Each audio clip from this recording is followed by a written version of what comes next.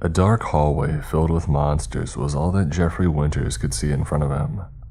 He couldn't see the monsters themselves, of course, but he knew that it was a safer bet to assume that they were there. There was no going back. Whatever SCP-173 had become was right behind him, scraping against the door that Winters had just shut. He took a small step forward and then another. The hallway was coming into focus too. The windows on his right overlooked an open-air office space with various cubicles in a small cluster. He could see overturned chairs, smashed desks, and a large trail of blood that went from one of the chairs out of sight under him. He fumbled with the control panel on the open door for the stair down into the office space, but it didn't respond. He tapped it with his fist once and then turned away. Behind him was a small storage closet, also with an open door. It looked like it was, perhaps, used for the various members of security for the site. There were maps on the site, gas masks, tactical vests, helmets, and flashlights. None of them were on shelves. Instead, they were precariously placed in a makeshift pile in the middle of the room. And then he stopped cataloging the items in front of him and turned his head slightly. The stone-on-stone scraping of 173 had quieted. He sighed with a slight smile. It wasn't enough for him to feel relaxed, given his circumstances, but it helped. He reached down and grabbed a vest and helmet and put them on over his orange jumpsuit. He clipped a gas mask to his side, put a map into his pocket, and reached for a flashlight as he heard a scream cut short just below him. A whimpering noise followed, along with the sound of crunching and slurping, and then another scream began and ended almost as quickly. Jeffrey had been making more noise than he should have. It sounded like there had been people alive downstairs after all, hiding, he had suspected. Whatever they were hiding from had probably heard him rummaging through the storage closet, and oh crap, he needed to move. He put the flashlight into his pocket and left the closet just in time to see a lumbering creature on 3 knife-thin legs begin to emerge from the stairs that led up from the office. The creature's 3 legs terminated about halfway up in a gray squat carapace, shaped a bit like a turtle shell. The front and back of the shell sloped up, with the front a bit more steep than the back. The underside he could see on its front had a vaguely human face smeared in red and gore.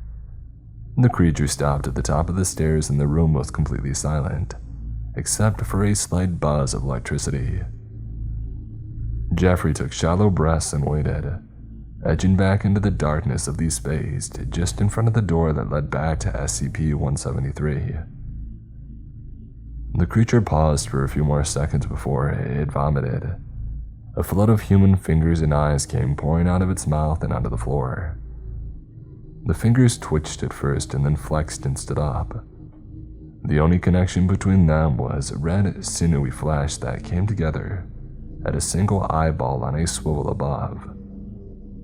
They spread out onto the floor in every direction, including his.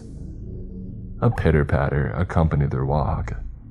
The whole thing was about the size of his fist, which he could tell because one was right at his feet.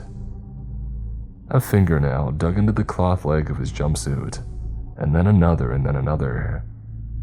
One finger after another dug in as it climbed up his leg, first to his knee and then to his hip, and then it caught a loop on the vest that he wore and swung itself up onto his arm. His hand was still in his pocket and gripping the heavy flashlight about as tightly as he could without shaking. The finger thing continued to crawl up his arm and onto his shoulder. Jeffrey stopped breathing completely when it began to climb to his neck. The fingers couldn't find a purchase at all there, and they just kept slowly tickling him.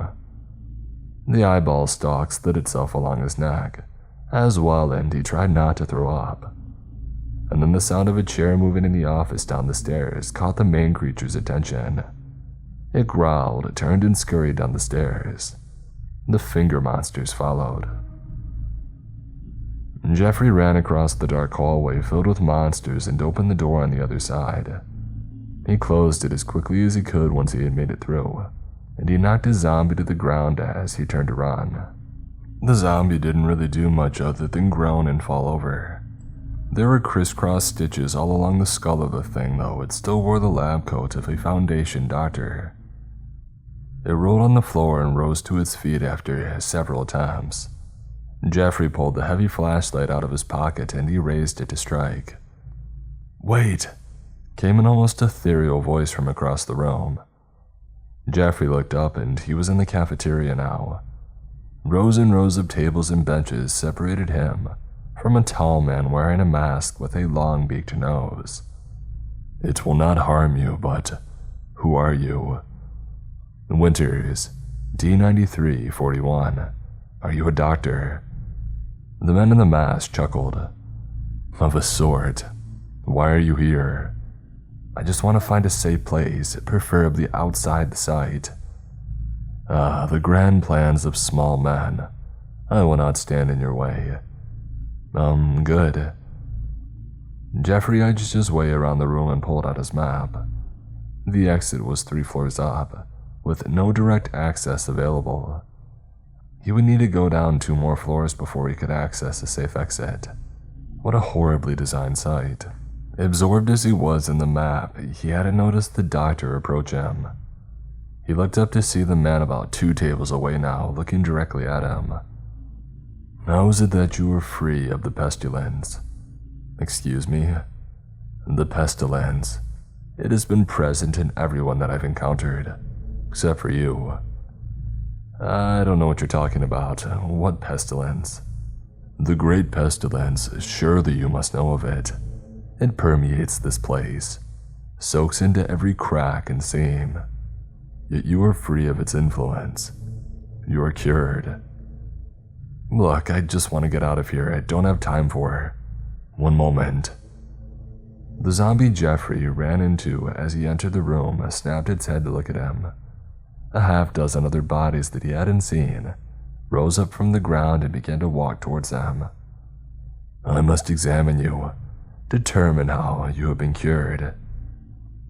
Jeffrey balled up the map and put it back into his pocket, and then he flipped the table in front of him.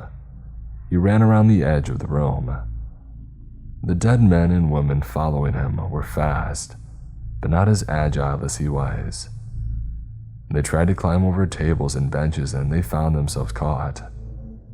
The whole room was filled with groaning monsters as the doctor with the beak mask tried to cut him off from the door. Jeffrey looked directly at the doctor and took a gamble. "I need to get the cure out of this facility. It's dangerous here and I could die with it. Surely you don't want that to happen." The zombies all stopped and looked at the doctor, who also stopped. "Grander plan still," the doctor said, with a small hint of a chuckle. "Very well." Jeffrey bolted for the door and shut it behind him.